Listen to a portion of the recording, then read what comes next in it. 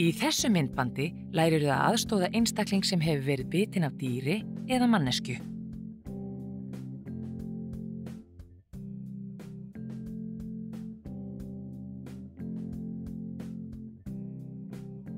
Hreinsaðu sárið með hreinu vatni.